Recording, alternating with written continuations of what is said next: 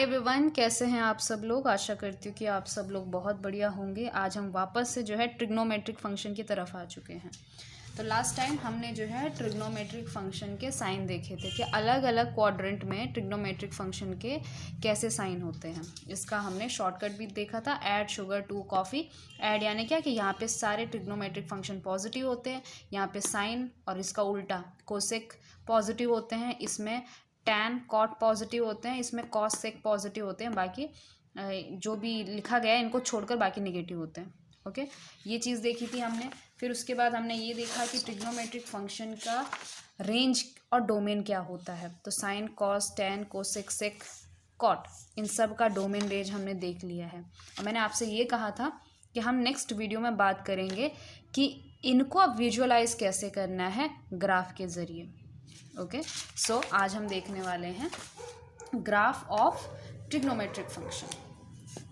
तो ग्राफ से क्या होगा, आप जो है ट्रिग्नोमेट्रिक फंक्शन को समझ पाओगे, क्योंकि अभी तक आपने ट्रिग्नोमेट्रिक फंक्शन में जैसे मान लीजिए साइन एक्स ले लिया तो क्या समझते थे कि ये जो है आपका क्या होता है, एक फॉर्मूला समझते थे कि परपेंडिकुलर अपॉन हाइपोटेनस होता था, एक ट्रायंगल से समझे हो। और ज़्यादा से ज़्यादा आपने अगर पिछले 2 वीडियोस देखी हैं तो उसमें आपने ये देखा होगा कि अच्छा हम इसको जो है एक यूनिट सर्कल से किस तरह से समझ सकते हैं, उसकी वैल्यूज़ किस तरह से निकाल सकते हैं।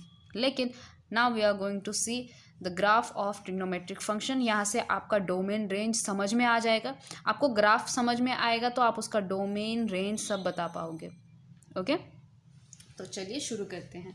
तो सबसे पहले हम बात करेंगे साइन एक्स के बारे में। तो साइन एक्स का डोमेन और रेंज आपको पता ही है, लास्ट वीडियो में अभी हमने दिखाया भी है। अब इसका ग्राफ देखते हैं। तो मैंने आपका जो है कार्टेशियन प्लेन बना दिया है। ये आपकी है एक्स एक्सिस। ओके, मैंने यहाँ पे पॉजिटिव, चलो एक्स एक्सिस लिखिए।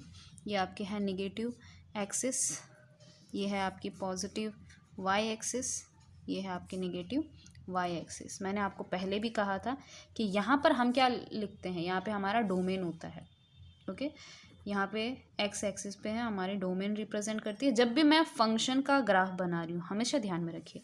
और यहाँ पे आपका रेंज फिक्स्ड होता है। अब देखिए साइन एक्स का सबसे पहले मैं बात करूँगी कि डोमेन क्या है, पूरा रियल नंबर है। यानी कि इसका डोमेन पूरी रियल वाली जो ये लाइन है एक्स एक्सिस है, ये पूरी आने वाली है माइनस इन्फिनिटी से लेकर प्लस इन्फिनिटी। ओके, तो इसको अगर आगे तक बढ़ाओगे तो यहाँ माइनस इन्फिनिटी तक जाएगा, इसको आगे बढ़ाओगे तो प्लस इन्फिनिटी तक जाएगा। तो ये पूरा का पूरा इसका डोमेन है। और रही बात रेंज की, रेंज मतलब क्या कि इसका आंसर कितना आता है, तो ये -1 से लेकर 1 के बीच में आता है। यानी क्या कि -1 वाई एक्सिस में और +1 पॉजिटिव वाई एक्सिस में। तो ये बस इसकी रेंज है, इसके ऊपर नहीं जाएगा। ओके, तो मैं सिर्फ साइन एक्स की बात कर रही हूँ। तो ये हो गया इसका रेंज, ये हो गया डोमेन। अब इसका ग्राफ किस तरह से बनता है, एक चीज़ मैंने पहले भी बताई थी कि अगर हम इस फिगर को देखें तो अगर मैं इस एरो को घुमाती हूँ और जैसे जैसे इस एरो को घुमाएंगे हमें अलग अलग पॉइंट मिलेंगे। जैसे पॉइंट पी है और यहाँ पे आपका ए बी निकलेगा, उसकी मदद से हमारा साइन एक्स निकल के आता है which is equal to B. तो ऐसे हर पॉइंट के लिए हम क्या निकाल सकते हैं, साइन एक्स की वैल्यू निकाल सकते हैं। तो हमने ये चीज़ देखा था कि अगर मैं इसको रोटेट करती हूँ तो मैक्सिमम कहाँ पे मिलता है, मैक्सिमम यहाँ पे मिलता है, साइन π/2 1 हो जाता है। अब मिनिमम जो है आपका पाई पे निकलता है, यहाँ पे -1 हो जाता है और यहाँ पे 0 हो जाता है। ओके, और फिर से इसको अगर रोटेट करेंगे तो यहाँ पे सॉरी यहाँ पे 0 हो जाता है, साइन यहाँ पे 0 होता है, यहाँ पे -1 होता है। आई एम सॉरी, यहाँ पे +1, यहाँ पे -1 आता है, यहाँ पे वापस से 0 हो जाता है। ओके, तो अगर मैं यहाँ तक आने के बाद वापस से इसको रोटेट करूँगी, यानी क्या मेरे एंगल वापस से, पहले भी मैंने कहा था कि एंगल क्या हो जाएंगे, अब 2π ऐड हो जाएगा। जैसे कि यहाँ पे π/2 है, तो अगर मैं एक रोटेशन करने के बाद वापस से यहाँ पे आ जाती हूँ तो ये 2π में π/2 ऐड हो जाएगा, तो ये 5π/2 रहेगा। उसी तरह से अगर मैं वापस से पाई पर आ गई लेकिन एक चक्कर मार के आ गई तो ये पाई प्लस 2π यानी कि 3π होगा। फिर से इसमें 3π/2 में 2π ऐड करेंगे तो 7π/2 होगा और इसमें फिर से 2π ऐड हो जाएगा तो ये 4π बन जाएगा। उसी तरह से आप वापस से इसमें जा सकते हो और इसमें इस बारी आपका 4 पाई ऐड हो जाएगा, 4 पाई ऐड हो जाएगा, इस तरह से। तो ये एक तरह का पीरियोडिक फंक्शन है, यानी क्या कि एक राउंड पूरा मारने के बाद ये वापस से उन्हीं वैल्यूज़ को रिपीट करेगा। This is what I want to say. अब कैसे करेगा देखो, सबसे पहले यहाँ पे होता है हमारा 0। हम पहले जो है ना इसका डोमेन किस तरह से लिखना है वो बनाना सीखते हैं। तो हम क्या करते हैं, यहाँ पे हो जाता है आपका 0, लेकिन आप देखिए जो हमारा इनपुट है वो x है ना, और x क्या है, एंगल है, और किस में ले रहे हैं हम, यहाँ पे रेडियन में ले रहे हो, चाहे तो आप डिग्री में भी लिख सकते हो, मर्जी आपकी है। तो मैं रेडियन में लिख रही हूँ, तो रेडियन में लिखते हैं इसका।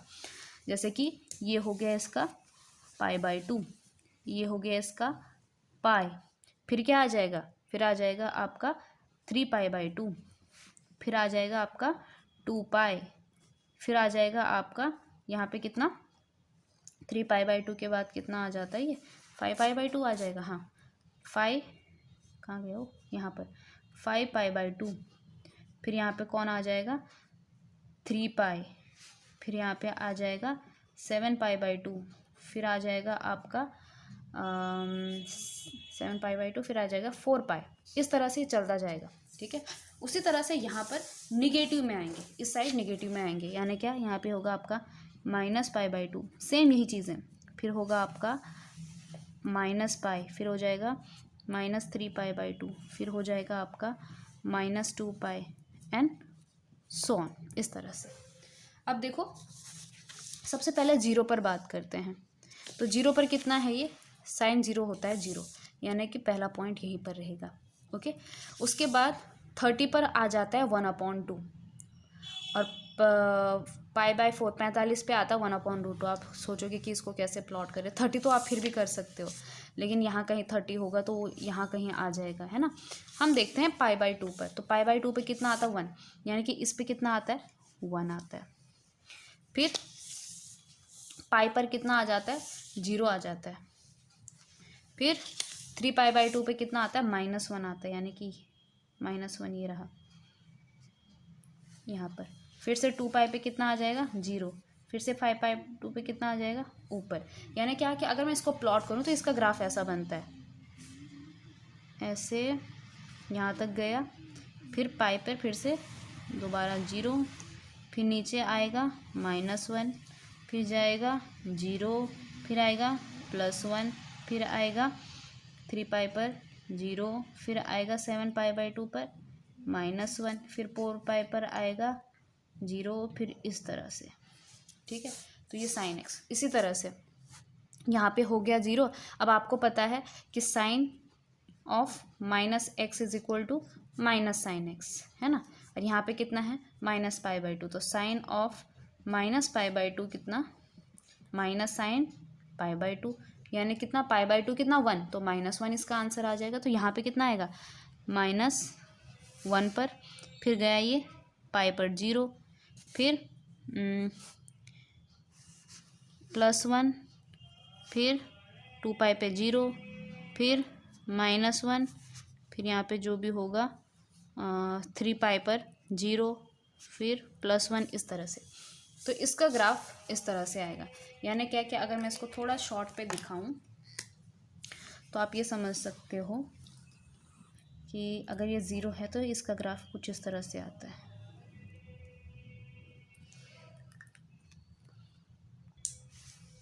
ये वाला, वैसे ये, ओके।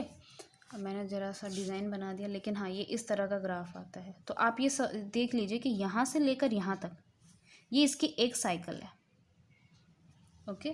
अब ये साइकिल जो है ना रिपीट होती है, ये एक साइकिल है, देख रहे हो आप। अब किसके बीच में, 0 से लेकर 2 पाई के बीच में। यहाँ पे ये जो है ना फिर से 0 हो जा रहा है, जहाँ पे ये x एक्सिस पे काट रहा है वहाँ पे 0 हो जा रहा है, ये आपका पाई है। तो अगर आप इस यूनिट सर्कल को देखें तो इसको देखें तो समझ में आएगा, जब ये 0 से लेकर π/2 तक ये 1 हो जा रहा है, फिर यहाँ से खिसक के नीचे पाई पर 0 आ जा रहा है, फिर जब यहाँ पर आएगा तो -1 तक चला जाएगा, अब यहाँ पर आएगा तो वापस से 0 पर आ जाएगा, ये इसकी साइकिल है। फिर वापस से ये आपका हो जाएगा यहाँ पे 3 पाई, और ये हो जाएगा आपका 5π/2, तो यहाँ से फिर से वापस गया तो 5π/2 पे 1 हो गया, और वापस से जब 3π पे आए तो यहाँ पे 0 हो गया, और फिर यहाँ पे जो है आपका 7π/2 था, यहाँ पे -1 हो गया, और वहाँ पे आओगे 4π पे तो वापस से 0 आ जाएगा। यानी क्या कि यही वाला पोर्शन रिपीट होता है, रिपीट होता है, रिपीट होता है। यही वाला पोर्शन यहाँ तक एक रिपीट हो गया, फिर देखो यहाँ तक रिपीट हो गया, फिर यहाँ से रिपीट हो जाएगा, इस तरह से। तो ये एक पीरियोडिक फंक्शन है, इसको हमेशा ध्यान में। ये क्या, सारे पीरियोडिक फंक्शन है, दिस इज पीरियोडिक फंक्शन। यानी क्या कि ऐसा फंक्शन जो रिपीट करता है अपने आप को। दूसरी बात कि ये ग्राफ कभी भी 1 के ऊपर नहीं जाता और -1 के नीचे नहीं आता, ये फिक्स्ड है। इसका रेंज कितना है, 1 और -1 के बीच में है। यहाँ पे हम इस फंक्शन का ज़रा नेचर बताते हैं। देखो, जैसे कि मैंने पहले भी कहा आपको इसी ग्राफ में, इसी फिगर में, कि ये जो 0 से लेकर 1 कहाँ तक आ रहा है, π/2, तो 0 से लेकर 1 ये इस वाले पोर्शन में आ रहा है, यानी क्या, ये फर्स्ट क्वाड्रेंट में आ रहा है। तो ये वाला जो पोर्शन है यहाँ से लेकर ये फर्स्ट क्वाड्रेंट में आ रहा है।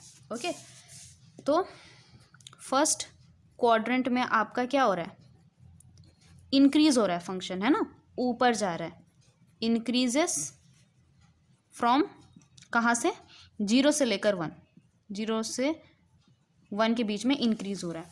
फिर यहाँ से लेकर यहाँ तक ये आपका सेकेंड क्वाड्रेंट में आ रहा है ना। देखो 1 से लेकर π/2 से लेकर पाई, तो ये डिक्रीज हो जा रहा है, दिख रहा है आपको, डिक्रीज हो रहा है। कहाँ तक, यहाँ पर साइन का वैल्यू कितना आता है, 0 आता है, तो यहाँ पे डिक्रीज हो रहा है। तो सेकेंड क्वाड्रेंट में आप देखोगे कि साइन फंक्शन जो है वो डिक्रीज होता है। डिक्रीज कहाँ से लेकर, 1 से लेकर 0। ओके, अब देखो ये वाला, ये क्या हो रहा है आपका, ये वापस से डिक्रीज हो जा रहा है ना, और नीचे गड्ढे के अंदर जा रहा है। तो थर्ड क्वाड्रेंट में जो कि आपका ये वाला पोर्शन है, यहाँ से लेकर यहाँ तक, ये आपका थर्ड क्वाड्रेंट है, तो ये और डिक्रीज हो रहा है।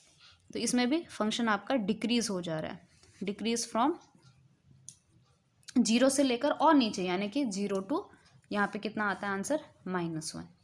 और यहाँ से लेकर यहाँ तक, ये एक साइकिल की बात करें, यही साइकिल फिर आपकी जो है वापस से रिपीट हो जाती है। ये आपका है फोर्थ क्वाड्रेंट।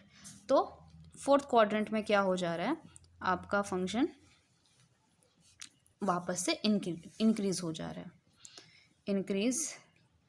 इंक्रीजेस फ्रॉम कहाँ से, -1 टू 0 तक वापस से आ जाता है।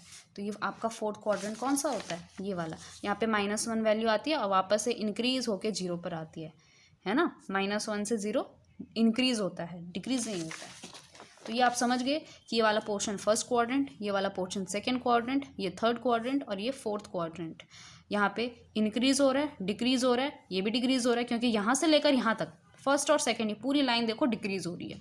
तो फर्स्ट और सेकंड क्वाड्रेंट में फंक्शन डिक्रीज हो रहा है, और यहाँ से ये ऊपर आने की फिर से कोशिश करता है, और ये फोर्थ क्वाड्रेंट में इंक्रीज हो जाता है। तो कई बार MCQ में आपसे क्वेश्चन पूछता है कि बताइए जो साइन का फंक्शन है वो फर्स्ट क्वाड्रेंट में इंक्रीज होता है कि डिक्रीज होता है कि सेम रहता है। इस तरह के ऑप्शन आपको दे दिए जाएंगे। आपको ग्राफ पता होगा और आपको पोर्शन पता होगा कि अच्छा ये इतना पोर्शन फर्स्ट क्वाड्रेंट में आता है, ये सेकंड में आता है, ये थर्ड में आता है, फोर्थ में आता है, तो आप जो है अपने आंसर को बहुत अच्छे से बता सकते हो। ठीक है, इसीलिए बेसिक को, इन चीज़ों को समझना इम्पॉर्टेंट है। चलिए अब इसी तरह को हम समझेंगे cos x के लिए। चलिए ऐसा ही जो है हम cos x के लिए बनाएंगे। cos x भी आपका एक पीरियोडिक फंक्शन है, ऐसे ही दिखता है लेकिन थोड़ा सा अलग है। फिर से क्या करेंगे, ये हमारा 0 है, ये हमारी पॉजिटिव x एक्सिस है, ये हमारा निगेटिव x एक्सिस है, ये आपका जो है पॉजिटिव y एक्सिस है, और ये आपका निगेटिव y एक्सिस है। ओके, देखिए चाहे तो मैं इसको डायरेक्टली बना भी सकती थी, लेकिन अगर आप मेरे साथ सॉल्व करेंगे तो क्या हो जाएगा, प्रैक्टिस हो जाएगी। जितना रिपीटेडली आप चीज़ों को करोगे उतना प्रैक्टिस हो जाता है। ठीक है, साइकोलॉजी में एक लॉ है, जैसे हम कहते हैं लॉ ऑफ प्रैक्टिस। तो वो कहता है कि जब तक आप किसी चीज़ की प्रैक्टिस में हो तब तक वो चीज़ याद रहेगी, जैसे प्रैक्टिस छूट जाएगी तो वो याद में नहीं रहेगी। Okay, so maths is all about practice.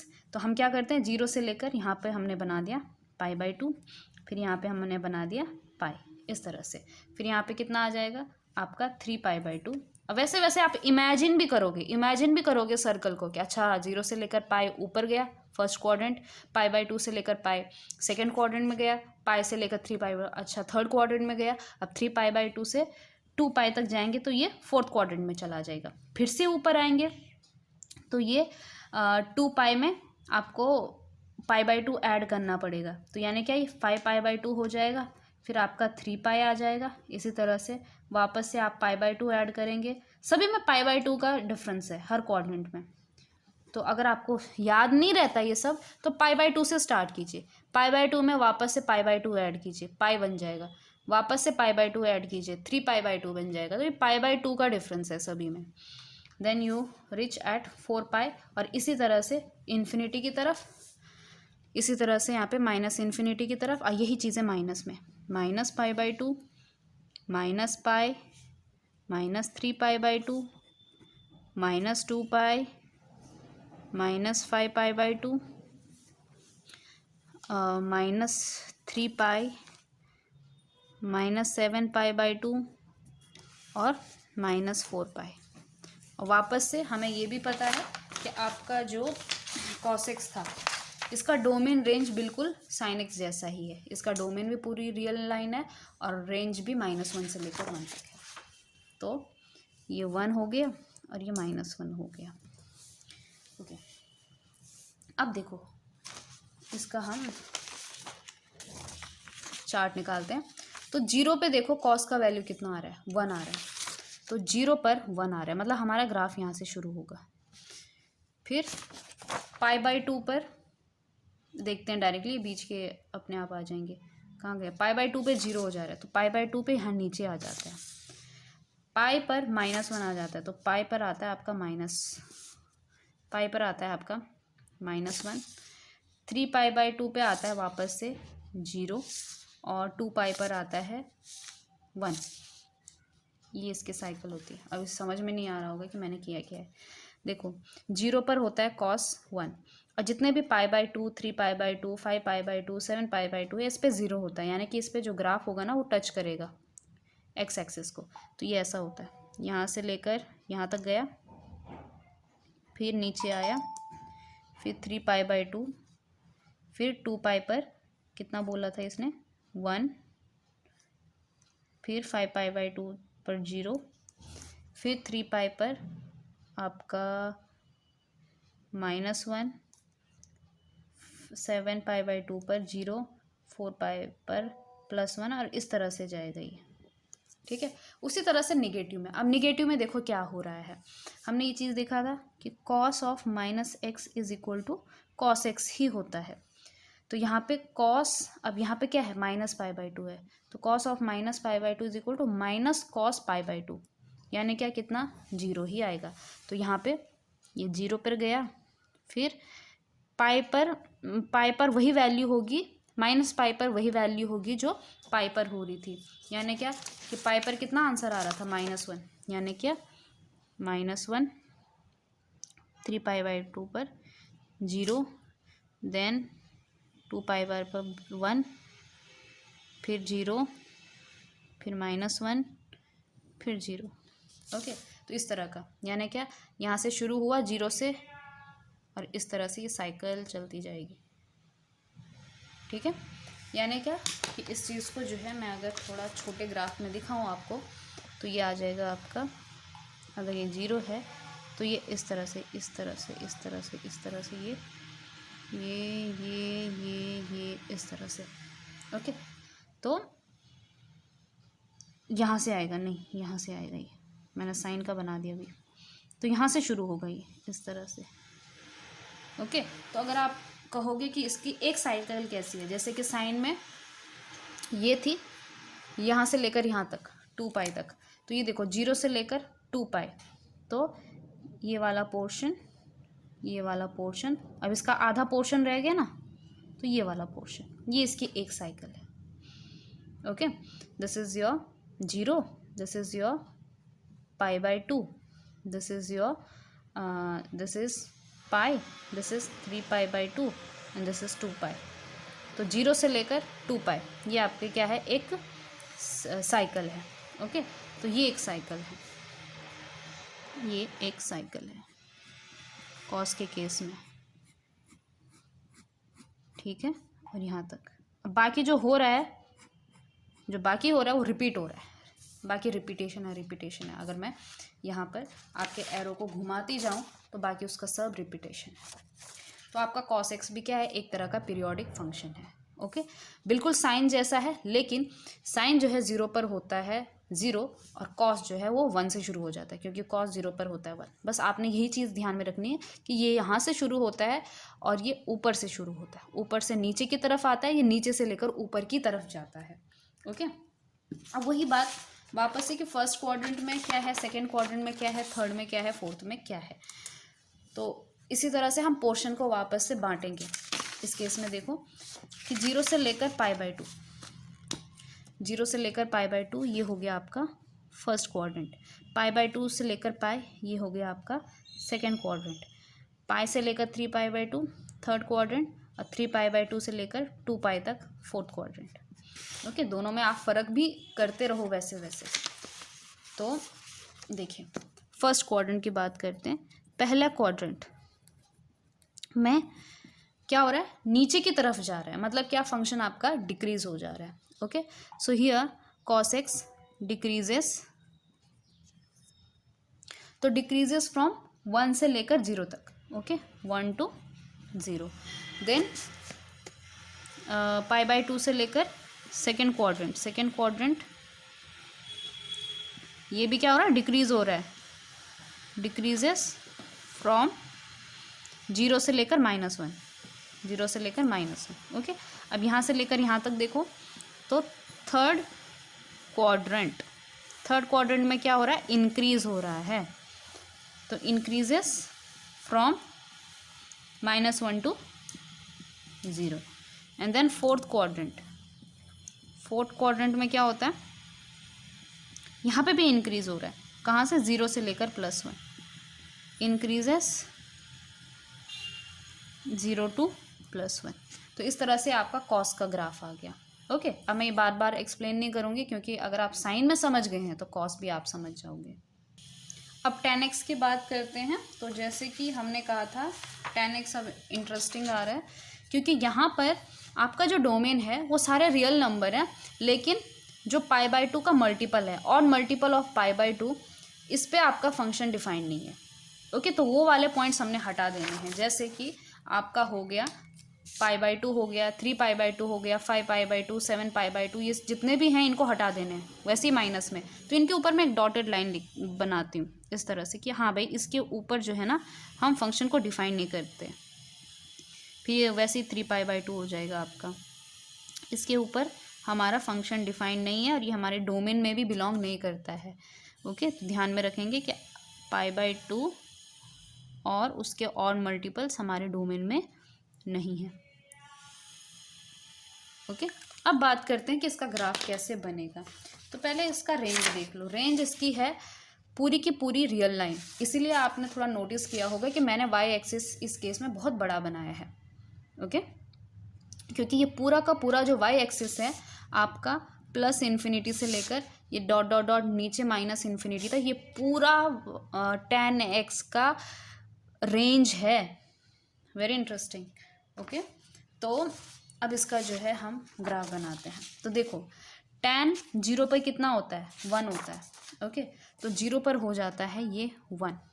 उसके बाद पॉजिटिव साइड, ये जैसे कि ये है 0 से लेकर π/2 के बीच में। अब π/2 पे तो डिफाइन नहीं है फंक्शन, लेकिन इतना हम अंदाज़ा लगा सकते हैं कि 1 से लेकर π/2 पे ये इन्फिनिटी की तरफ जाता है। इन्फिनिटी पे तो नहीं होता, लेकिन इन्फिनिटी की तरफ अप्रोच करेगा। तो यहाँ पे जो आपका फंक्शन होगा ना, ये इस तरह से बढ़ेगा कि इंक्रीज़ होता है, यहाँ से लेकर इंक्रीज़ हुआ हुआ हुआ हुआ हुआ हुआ हुआ, अब कहाँ जाएगा ये।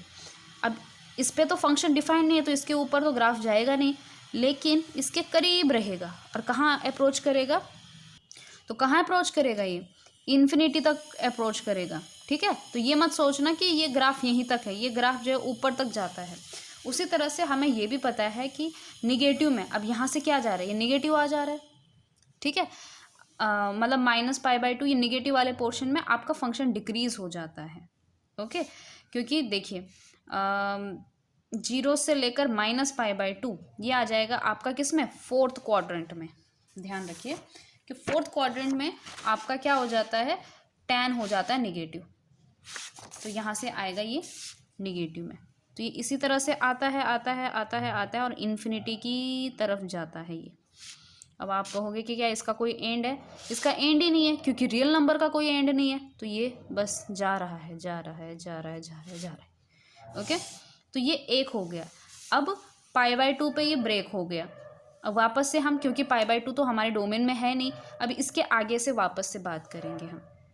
तो इसके आगे क्या हो जाएगा आपका, π/2 के आगे कि फिर से पाई पर देखते हैं। पाई पर वैल्यू कितना है इसका, हमें मालूम है कि जितना भी मल्टीपल होता है पाई का उस पर tan भी 0 हो जाता है, क्योंकि साइन भी 0 रहता है। तो मैंने यहाँ पे बाय मिस्टेकन यहाँ पे 1 लिख दिया है। ऑब्वियसली भाई tan 0 पर, सॉरी 0 पर tan जो है वो 0 होता है। ओके, आप प्लीज़ इस मिस्टेक को दोहराइएगा नहीं। मैंने अभी इसकी PDF वैसे डाली भी नहीं है टेलीग्राम चैनल पे, लेकिन इससे पिछले वीडियो में जहाँ पे ये मेंशन हुआ होगा आप प्लीज़ वहाँ पे देख लेना कि tan of 0 is 0, obviously sin 0/1 is 0, इसलिए मैंने यहाँ पे 0 पे कनेक्ट किया है, tan 0 इज़ 0। ओके, उसी तरह से यहाँ पे भी 0 हो जाएगा और ग्राफ इसका वैसे ही बनेगा। यही फ़ोटो कॉपी करके आपने यहाँ पे लगा देनी, यानी क्या कि यहाँ से ये ऊपर की तरफ जाता है और जाता है जाता है जाता जाता जाता कहाँ तक, इन्फिनिटी तक जाता है। पाई के लेफ्ट साइड में ये क्या हो जाता है आपका, वापस से नीचे की तरफ जाता है। हमने कहा था ना कि π/2 से लेकर पाई थर्ड किसमें, सेकंड क्वाड्रेंट में आता है, तो सेकंड क्वाड्रेंट में आपका tan क्या होता है, निगेटिव हो जाता है, इसलिए आप देखो निगेटिव नीचे की तरफ जा रहा है। वापस से 3π/2 पर ये इन्फिनिटी की तरफ जाएगा और π/2 पर भी ये इन्फिनिटी की तरफ जाएगा, क्योंकि अनडिफाइंड है। और 3π/2 5π/2 पे हम लेते ही नहीं, क्योंकि फंक्शन वहाँ पे क्या है, अनडिफाइंड है। उसी तरह से वापस से 2π पर आएंगे, 2π पर हमारा जो tan होगा वो कितना होगा, 0 होगा। ओके, यहाँ पे प्लीज़ आप इस मिस्टेक को करेक्ट कर दीजिएगा कि 2π पर आपका tan हो जाएगा 0। तो 0 से अब वापस से क्या, ये ऊपर की तरफ बढ़ेगा और ये नीचे की तरफ घटेगा और ये चलता जाएगा। उसी तरह से यहाँ पे भी क्या हो जाएगा, माइनस, हाँ इसी तरह से यहाँ पे भी ये ऊपर रहेगा और यहाँ से नीचे आ जाएगा। तो ये देख रहे हो आप, इस तरह का ग्राफ बन जा रहा है, इस तरह का ग्राफ, ठीक है ना। तो ये होता है आपका tan का ग्राफ। वापस से वही कि अगर मैं first quadrant, second quadrant, third quadrant और फोर्थ क्वाड्रेंट की बात करूँ, तो इसमें हम क्या करेंगे, वापस से अपना देखते हैं 0 से लेकर π/2, 0 से लेकर π/2 यानी क्या, कौन सा आपका फर्स्ट क्वाड्रेंट। तो फर्स्ट क्वाड्रेंट में आपका क्या हो जाता है, first quadrant is all positive, है ना। तो देखो 0 से लेकर π/2 में सारा tan क्या है, पॉजिटिव है और ये इंक्रीज होता है 0 से लेकर कहाँ की तरफ, 0 से लेकर इन्फिनिटी की तरफ। ओके, सो फर्स्ट क्वाड्रेंट में इंक्रीजेस फ्रॉम कहाँ से, 0 से लेकर इन्फिनिटी तक कभी पहुँचेगा नहीं, लेकिन उसकी तरफ जरूर जाएगा। अब सेकेंड क्वाड्रेंट देखो, π/2 से लेकर π/2 से लेकर ये सेकेंड क्वाड्रेंट आ रहा है। तो फंक्शन जो है इंक्रीज हो रहा है। देखो π/2 पर वैसे ही -इन्फिनिटी तक है, यानी कि सबसे छोटा नंबर है। जैसे और आगे बढ़ रहे हो तो यहाँ कहीं आ जा रहा है, तो ये क्या है, मान लीजिए -2 है, तो ऑब्वियसली -2 जो है ना -इन्फिनिटी से बहुत बड़ा है। ओके, फिर आगे आओगे तो -1 पर आएगा, तो -1 जो है -2 से बड़ा है, ठीक है ना, क्योंकि इस तरह से आपके नंबर इंक्रीज होते जा रहे हैं। तो ये इंक्रीज होते जा रहा है, इंक्रीज हो रहा है आपका कहाँ से, -इन्फिनिटी से लेकर 0 तक। So from -infinity to 0। अब ये थोड़ा ट्रिकी हो सकता है, अगर एग्जाम में क्वेश्चन आएगा कि बताइए सेकेंड क्वाड्रेंट में आपका tan x का ग्राफ इंक्रीज होता है कि डिक्रीज होता है, आप ऐसे देखोगे तो यहाँ से अगर दिमाग लगाओगे तो बोलोगे कि भाई ये तो डिक्रीज हो रहा है, नीचे की तरफ जा रहा है। नहीं, हमें जो है आगे की तरफ जाना होता है। देखते हो यहाँ से हमें आगे जाना होता है, यहाँ से देखते हो कि हमारा वैल्यू ऊपर जा रहा है कि नीचे जा रहा है। तो यहाँ से इस तरह से जाओगे तो ये ऊपर आ रहा है, ठीक है। अगर ऐसे जाते हुए नीचे खिसकता ये तो हम जा रहे हैं इसकी तरह से नीचे आता तो हम कहते हैं कि फंक्शन डिक्रीज हो रहा है। थर्ड क्वाड्रेंट आपका कितना होता है, पाई से लेकर 3π/2। सो पाई से लेकर 3π/2, अब पाई से लेकर 3π/2 में आपका क्या हो जा रहा है, वापस से फंक्शन इंक्रीज हो रहा है। Okay, from 0 to infinity. तो थर्ड क्वाड्रेंट में भी आपका इंक्रीज हो रहा है, इंक्रीजेस फ्रॉम 0 to इन्फिनिटी। और फोर्थ क्वाड्रेंट क्या है आपका, 3π/2 से लेकर 2π, यानी क्या 3π/2 से लेकर 2π। तो देखो ये फिर से इंक्रीज ही हो रहा है। Okay, so increases from -∞ to 0। तो एक चीज़ आपने देख ली कि आपका जो tan वाला फंक्शन है वो हमेशा इंक्रीज होता है। इंक्रीज क्यों हो रहा है, क्योंकि ये इस तरह से ऊपर ही जाता है, ये ऊपर ही जा रहा है, ये ऊपर ही जा रहा है, सारे ऊपर जा रहे हैं, ये ग्राफ ऊपर जा रहा है। ओके, तो इस तरह से आपने देखा कि किस tan x का जो ग्राफ है वो सब चारों क्वाड्रेंट में इंक्रीजिंग है और कैसा इसका ग्राफ बनता है। चलिए अब cot x का ग्राफ देखते हैं। ओके, अब cot x का ग्राफ थोड़ा थोड़ा tan x के ग्राफ जैसा ही है, क्योंकि हमने देखा है कि आपका जो cot x है ना, इसका जो रेंज है ये भी आपका एकदम tan x के जैसा है, पूरा का पूरा रियल लाइन। कहाँ गया वो cot x, ये रहा।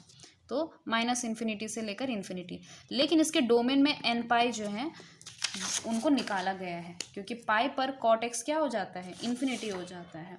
जैसे कि 0 पर, पाई पर, 2π पर, यहाँ पे अनडिफाइंड हो जाता है। एक चीज़ आप यहाँ पे करेंगे, मैंने यहाँ पे 1 लिखा था क्योंकि इससे पहले मैंने tan यहाँ पे 1 लिखा तो उसका रेसिप्रोकल ले लिया मैंने, तो ये 1 हो गया। ठीक है ना, ऐसे सिली मिस्टेक नहीं करनी है आप लोगों ने। तो हाँ, जैसे कि मैंने कहा 0, पाई, 2π, यानी कि nπ पर आपका फंक्शन कैसा है, अनडिफाइंड है। तो इस बार हम डॉट किस पे लगाएंगे, डॉट लगाएंगे हम इस पाई पर, और इस ये 0 वाला भी नहीं है इसके डोमेन में, ध्यान में रखिए आप। फिर 2π, फिर उसी तरह से आपका -π। जो चीज़ यहाँ होती है एकदम फोटोकॉपी उसकी इधर हो जाती है, उसका रिफ्लेक्शन जैसे शीशे में होता है ना, बस वैसे ही। अब इसका ग्राफ बनाते हैं। तो देखो 0 से लेकर π/2 में क्या हाल है इसके। तो 0 पे है आपका अनडिफाइंड। ओके, और फिर देखो √3, 1/√3, अगर आप देख रहे होंगे तो ये डिक्रीज हो रहा है। आप इन वैल्यू से भी ये इंक्रीज डिक्रीज का पता कर सकते हो। ठीक है, तो यहाँ से देख रहे हो कि 1.7 है, फिर 1 हो गया, 1/√3 हो गया, मतलब ये क्या होगा, डिक्रीज हो रहा है। ओके, तो आप ये देखोगे कि ये 0 पर अनडिफाइंड था, तो ये यहाँ से लेकर आता है और π/2 पे हो जाता है 0। cot π/2 is 0। तो जबकि यहाँ पे tan के केस में क्या हो रहा था, π/2 पर इन्फिनिटी की तरफ जा रहा था, इनफैक्ट हमने वो लिया ही नहीं था। ओके, π/2 पर आ गया, और फिर से क्या जाएगा, ये नीचे की तरफ जाएगा, और पाई पर ये अनडिफाइंड की तरफ जाएगा। ये इस तरह से वापस से ये पाई पर अनडिफाइंड से शुरू होगा और 3π/2 पे हो जाएगा 0, और फिर वापस से नीचे, फिर से 2π पर ऊपर से जाएगा, यहाँ पे आपका क्या बनेगा, 5π/2 बनेगा, 5π/2 बनेगा, फिर नीचे। ओके, और यही हाल इसके यहाँ पे होते हैं। यहाँ से ये अनडिफाइंड से शुरू होता है, π/2 पर आता है, और फिर नीचे, फिर यहाँ से शुरू होता है, π/2 पर आता है, नीचे, इस तरह से। तो ये कॉट का ग्राफ बनता है। ओके, तो अगर इसमें फिर से फर्स्ट, सेकंड, थर्ड क्वाड्रेंट की बात की जाए तो आप देखोगे कि फर्स्ट क्वाड्रेंट यानी कि 0 से लेकर π/2, ये आपका क्या है, फर्स्ट क्वाड्रेंट है। तो यहाँ से हम शुरू करते हैं और ग्राफ का नेचर देखते हैं। तो यहाँ से मैंने शुरू किया और ग्राफ कैसा है, नीचे आ रहा है। यहाँ से शुरू करो, नीचे आ रहा है, नीचे आ रहा है, नीचे आ रहा है, मतलब क्या कि फर्स्ट क्वाड्रेंट में आपका cot x कैसा है, डिक्रीजिंग है। अब मैं डिक्रीजिंग के लिए ना एरो बनाऊंगी, तो ये डिक्रीज करता है। ओके, डिक्रीज करता है कहाँ से, इन्फिनिटी से लेकर 0 पर। सेकेंड क्वाड्रेंट यानी क्या, π/2 से लेकर, ये सेकेंड क्वाड्रेंट है, π/2 से लेकर पाई। अब देखो ये आगे जा रहा है लेकिन ग्राफ नीचे जा रहा है, आगे जा रहा है, नीचे जा रहा है, नीचे की तरफ -∞ को जा रहा है। मतलब क्या, ये वापस से डिक्रीज कर रहा है, कहाँ से, 0 से लेकर -∞ पर। अगर थर्ड क्वाड्रेंट की बात करें तो थर्ड क्वाड्रेंट क्या आ जाता है आपका, पाई से लेकर 3π/2। तो ये फिर से आगे जाओ तो ये देखो ये नीचे आ रहा है ग्राफ, तो ये भी फिर से डिक्रीज हो रहा है, कहाँ से, 0, इन्फिनिटी से 0 की तरफ, ये देखो नीचे आ रहा है। अब वापस से ये हो गया आपका क्या, थर्ड क्वाड्रेंट और ये हो गया आपका फोर्थ क्वाड्रेंट। तो फोर्थ क्वाड्रेंट में क्या हो रहा है, ये आप आगे जाओ और ग्राफ नीचे जा रहा है, आप आगे जाओ ग्राफ नीचे जा रहा है, मतलब क्या कि फोर्थ क्वाड्रेंट में भी ये डिक्रीज हो रहा है। कहाँ से, जीरो से लेकर माइनस इन्फिनिटी। ओके, तो आप ये कह सकते हो कि आपका जो tan x है वो आपका एक इंक्रीजिंग फंक्शन है, टोटली इंक्रीज हो रहा है, और ये डिक्रीजिंग है, एकदम उसके विपरीत, क्योंकि tan x और cot x का क्या है, रेसिप्रोकल वाला नेचर है। ओके, सो ये इंक्रीज हो रहा है तो ये डिक्रीज हो रहा है। अब देखते हैं sec x और cosec। चलिए अब बात करते हैं sec x की। तो फिर से मैंने ये ले लिया आपका हमारा जो भी प्लेटफॉर्म रहता है। अब sec x को थोड़ा सा ध्यान से देखिए। sec x में कहीं पर भी ज़ीरो नहीं आ रहा है। पहली बात, sec x के रेंज में ज़ीरो नहीं आता है, क्योंकि हमारा sec x का जो रेंज था वो था क्या, आपका y is greater than equal to 1 और लेस दैन इक्वल टू -1। मतलब क्या कि ये 1 और -1 के बीच का वैल्यू लेता ही नहीं है। ये 1 हो गया, ये आपका -1 हो गया, तो इसके बीच का वैल्यू आपका sec x या फिर cosec x, अगर ये 1 है ये -1 है तो ये लेंगे ही नहीं। ठीक है ना। अब ध्यान से देखते हैं, इसी को देखते हैं कि ये है जीरो पर आ रहा है 1। ओके, तो जीरो पर आएगा ये 1, उसके बाद 2/√3 √2 2, ये 2 तो आप समझ रहे होंगे, तो ये बढ़ रहा है कहाँ तक, अनडिफाइंड, यानी कि π/2 पर ये ऊपर की तरफ जा रहा है। तो जीरो से लेकर π/2 ये ऊपर की तरफ जा रहा है, ऐसे ऊपर जाएगा ऊपर जाएगा ऊपर जाएगा, लेकिन इस पे भी कंडीशन क्या है कि π/2 पर ये डिफाइंड नहीं होता। sec x का ग्राफ क्या निकाला है हमने कि डोमेन क्या है कि इसमें से π/2 के मल्टीपल कैसे हैं, निकाले गए हैं। तो π/2 पे वापस से आपने क्या लगा देनी है, डॉटेड लाइन लगा देनी है। 3π/2 पर भी आपने डॉटेड लाइन लगा देनी है। वैसे यहाँ पे -π/2 पर और -3π/2 पर जितने भी आंसर आते हैं, तो ये इसके ऊपर कभी नहीं आएगा, ये ऐसे इन्फिनिटी की तरफ जाएगा। ठीक है, अब दूसरा वाला पार्ट देखेंगे, ये भी इंटरेस्टिंग है। अब देखो मैं अभी पीछे का नहीं देखूंगी, यहाँ पे देखो। अब π/2 से लेकर पाई की बात करते हैं। π/2 पर आ गया इन्फिनिटी, है ना, यहाँ से। अब पाई पर देखो, ये अनडिफाइंड हो गया, फिर यहाँ पे -1 आ गया है, तो ये -1 आ गया है। तो इसका ग्राफ कैसे आता है कि ये π/2 पर है अनडिफाइंड। अब वैसे अनडिफाइंड तो एक ऊपर भी हो सकता है नीचे भी हो सकता है, क्योंकि ऊपर प्लस इन्फिनिटी नीचे माइनस इन्फिनिटी, आपको समझ नहीं आएगा कि अनडिफाइंड मतलब प्लस इन्फिनिटी कि माइनस इन्फिनिटी। ओके, तो आप थोड़ा सा अगर दिमाग लगाएंगे तो ये देखो कि π/2 से लेकर पाई कौन से क्वाड्रेंट में आता है, ये क्वाड्रेंट में आता है आपका सेकेंड क्वाड्रेंट में आता है ना। और आपका सेकेंड क्वाड्रेंट में कॉस होता है माइनस, सेकेंड क्वाड्रेंट में कॉस होता है माइनस, तो सेक भी क्या हो जाएगा, माइनस हो जाएगा। तो सेकेंड क्वाड्रेंट में सेक इज नेगेटिव, मतलब क्या कि नीचे की तरफ रहेगा ग्राफ, मतलब वो नीचे की माइनस इन्फिनिटी की बात कर रहा है। तो ये ग्राफ होता है आपका यहाँ नीचे से शुरू और पाई पर आ जाता है आपका, सॉरी इतना ऊपर नहीं आना था, इसने यहाँ तक आना था, यहाँ तक आएगा ये। ठीक है ना, क्योंकि -1 और 1 के बीच में तो नंबर लेता नहीं है, तो ये 1 पर आएगा, फिर से यहाँ से लेकर नीचे की तरफ ऐसे जाएगा, पाई से लेकर, इतने सारे पेजेस हो गए यहाँ पे। सो पाई से -इन्फिनिटी से लेकर 3π/2 पर ये इन्फिनिटी की तरफ जाता है, तो ये पाई पर हो गया -1 और फिर यहाँ से वापस से नीचे की तरफ जाता है। ऊपर जाने का चांस ही नहीं है, क्योंकि माइनस और 1 के बीच में ये है ही नहीं, यहाँ बीच में आपको कोई ग्राफ नहीं दिखेगा। ओके, यहाँ तक आ गया ये।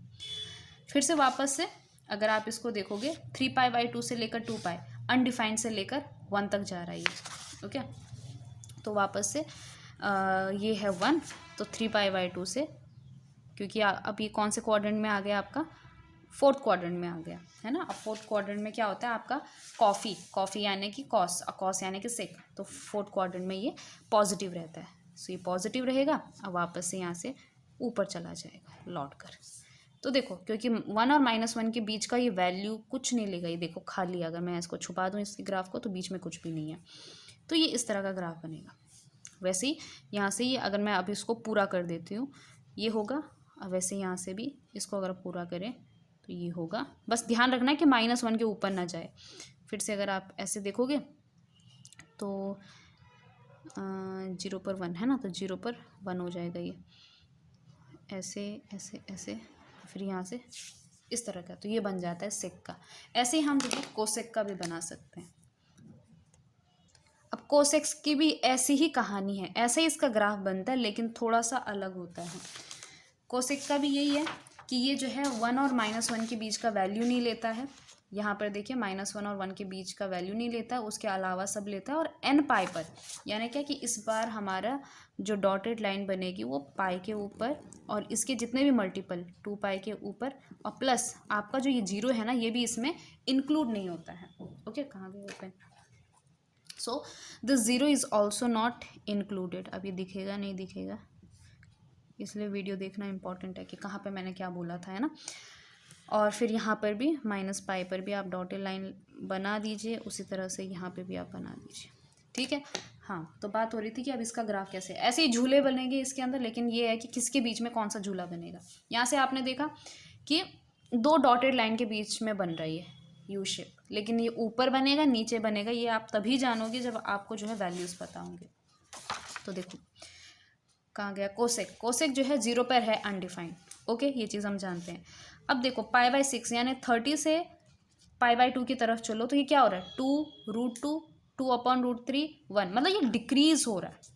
समझ रहे हो आप, यानी क्या कि डिक्रीज हो जा रहा है। तो ये ग्राफ कुछ ऐसा आ रहा है, यहाँ से लेकर अनडिफाइंड है 0 पर, क्योंकि अगर मैं इसको यहाँ से बनाती तो मुझे ऊपर जाना पड़ता, और ऊपर जाती मतलब क्या, ऊपर जा रही हूँ मतलब इंक्रीज हो रहा है। इसका मतलब क्या है कि ये डिक्रीज हो रहा है, समझे।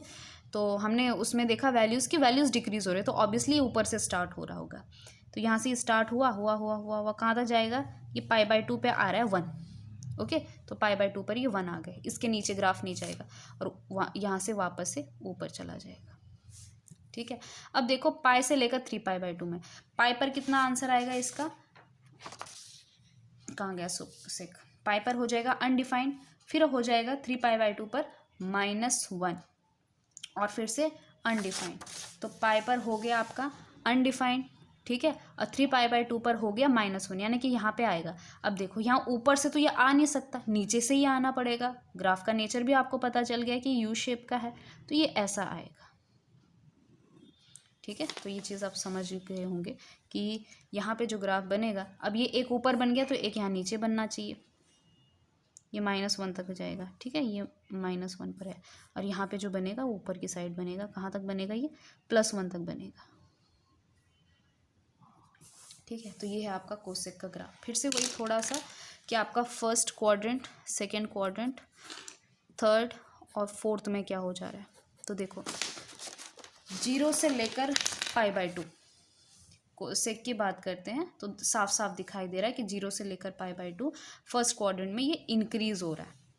Okay, so in first quadrant this increases कहाँ से, 1 से लेकर infinity, 1 to infinity. Second quadrant यानी क्या, π/2 से लेकर पाई, तो π/2 अब यहाँ से शुरू हो रहा है, तो आगे बढ़ो, ये भी आगे बढ़ता जा रहा है, आगे बढ़ता जा रहा है, आगे बढ़ता जा रहा है, तो ये इंक्रीज हो रहा है। इसमें बच्चे कंफ्यूज हो जाते हैं, लिखते हैं कि हाँ भाई नीचे जा रहा है तो ये डिक्रीज हो रहा है। नहीं भाई, यहाँ से ये इंक्रीज हो रहा है।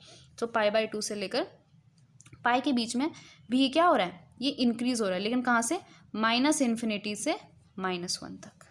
ओके, फिर जो है पाई से लेकर थर्ड क्वाड्रेंट में, पाई से लेकर 3π/2 में ये डिक्रीज हो रहा है, क्योंकि आप यहाँ से आगे जा रहे हो, ग्राफ नीचे जा रहा है।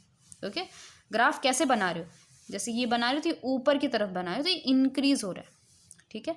तो थर्ड क्वाड्रेंट में पाई से लेकर 3π में ये डिक्रीज हो रहा है, लेकिन -1 से लेकर -∞ की तरफ। ओके, फिर 3π/2 से लेकर पाई, 3π/2 से लेकर पाई वापस से क्या हो रहा है, ये डिक्रीज हो रहा है। कहाँ से, इन्फिनिटी से लेकर 1, इन्फिनिटी से लेकर 1, ठीक।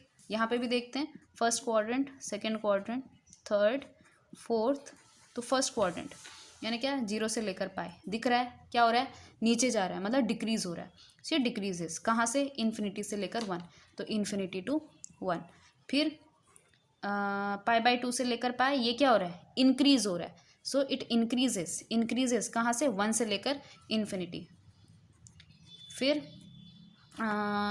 पाई से लेकर 3π/2, पाई से लेकर 3π/2 यानी कि थर्ड क्वाड्रेंट, तो ये देखो ये इंक्रीज हो रहा है। सो दिस इंक्रीजेस कहाँ से, -∞ से लेकर -1। फिर यहाँ से डिक्रीज हो रहा है, डिक्रीज। थर्ड क्वाड्रेंट में देखिए, थर्ड क्वाड्रेंट यानी क्या, पाई से लेकर 3π/2 में, तो ये इंक्रीज हो रहा है। कहाँ से, -∞ से लेकर -1 तक। और फोर्थ क्वाड्रेंट 3π/2 से लेकर 2π में, ये -1 से लेकर -∞ की तरफ डिक्रीज हो रहा है। तो ये थे आपके ट्रिग्नोमेट्रिक फंक्शन और उनका ग्राफ। अगर आप चाहो थोड़ा सा ऑब्जर्वेशन करो तो यहाँ से आप कुछ कंक्लूजन निकाल सकते हो। जैसे कि अगर जैसे सबसे सिंपल वाला है tan और cot वाला, ये आपको एकदम एक दूसरे के एक जैसे और एक दूसरे के अपोजिट जैसे दिख रहे होंगे। अगर फर्स्ट क्वाड्रेंट में देखा जाए cot, तो ये डिक्रीज डिक्रीज डिक्रीज डिक्रीज हो रहा है, और tan इसका उल्टा है। ओके, तो ये इंक्रीज इंक्रीज इंक्रीज इंक्रीज हो जा रहा है। तो इस तरह से आप समझ सकते हो कि ये एक दूसरे के उल्टे हैं। क्या यही चीज़ आपका साइन, सेक, कोसेक, कॉस इनमें होता है कि नहीं होता है? तो साइन में देखो, साइन और कोसेक का ग्राफ चेक करते हैं। तो साइन जो है फर्स्ट क्वाड्रेंट में इंक्रीज हो रहा है, ये डिक्रीज हो रहा है, ये डिक्रीज हो रहा है, तो ये इंक्रीज हो रहा है। This decreases and this increases. Fourth quadrant में ये इंक्रीज हो रहा है और ये डिक्रीज हो रहा है। मतलब एकदम एक दूसरे का अपोजिट बिहेवियर है, क्योंकि कोसेक क्या है, साइन का अपोजिट है। वही चीज़ आप सेक और कॉस में भी देखोगे। ये जो है, ये वाली चीज़ ये कॉस के लिए की गई है ना। यहाँ पे आप कंफ्यूज मत होना, this is for cos x.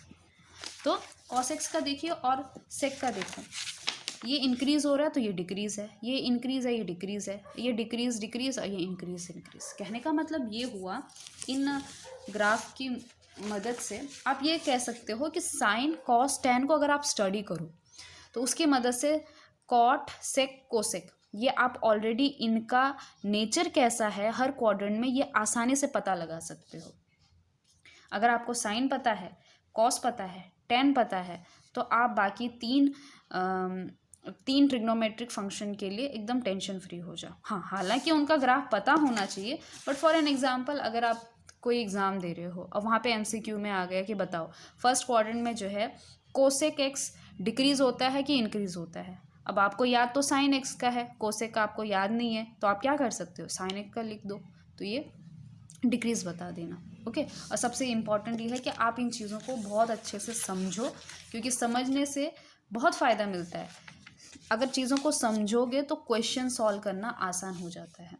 Okay, so maths जो है वो रटने वाली चीज़ बिल्कुल भी नहीं है। तो चलिए आज यहीं पर इसको ख़त्म कर देते हैं, बहुत बड़ा वीडियो हो गया। सो ग्राफ और ट्रिग्नोमेट्रिक फंक्शन, इससे डिटेल भी बताया जा सकता है, बट आज के लिए बस इतना ही, ठीक है ना। सो मिलते हैं नेक्स्ट वीडियो में। एक्सरसाइज सॉल्व करेंगे हम। अब तक हमने बहुत से कॉन्सेप्ट देख लिए, now we will solve exercise, the first exercise of trigonometric function. तो मिलते हैं इन द नेक्स्ट वीडियो।